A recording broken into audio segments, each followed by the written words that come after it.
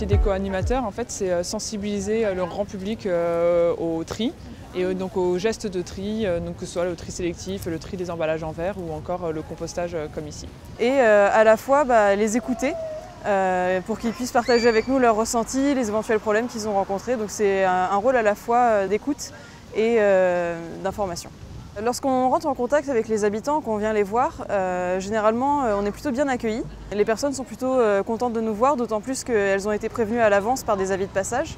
Et généralement l'accueil se fait bien, le contact est plutôt sympathique et le message passe très bien. Si je vous dis par exemple un verre, du moins un verre à boire, est-ce que je le mettrais dans la borne enterrée verte? Si on met tous les verres, les bouteilles en verre, on peut mettre un verre à boire. Moi écoutez, je vais pas faire durer le suspense longtemps. Non, ça n'y va pas. Pourquoi? Voilà, pourquoi? Parce que c'est pas un emballage en verre.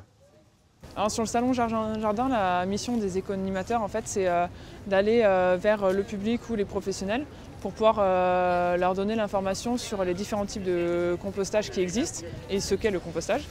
Et à terme, de les emmener vers le stand pour qu'ils puissent découvrir les lombricomposteurs parce que tout le monde ne connaît pas encore. Et également de parler du gaspillage alimentaire et comme ça de donner des différentes pistes pour pouvoir réduire le gaspillage alimentaire. Après, beaucoup sont des habitants parisiens et vivent en appartement et donc du coup ils pensent que le compostage n'est pas possible en appartement. Donc on leur explique que c'est tout à fait possible, qu'il existe différentes tailles de composteurs et donc pour différents endroits, que ce soit pour les jardins mais aussi pour les pieds d'immeubles et en appartement. C'est vrai qu'en général ils sont un peu au début réfractaires à l'idée de mettre en place un composteur dans leur appartement parce que pour la plupart des personnes, il y a une nuisance en termes d'odeur, etc. Donc on leur explique qu'il suffit de l'aérer, ça ne prend pas non plus beaucoup de temps, surtout en appartement parce que c'est des petites tailles. Voilà, on leur explique que les déchets ça réduit à 75%, donc du coup ça ne prend pas non plus pareil, énormément de place. Du moment que le composteur est quelque chose de bien entretenu, ça se passe très bien, que ce soit en appartement mais aussi en terrasse.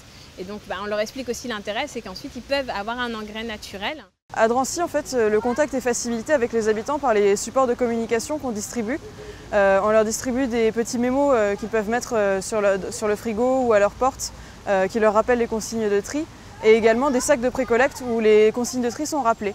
Donc ces deux outils en fait, nous permettent de leur donner quelque chose, en plus de notre message, ce qui facilite grandement la communication.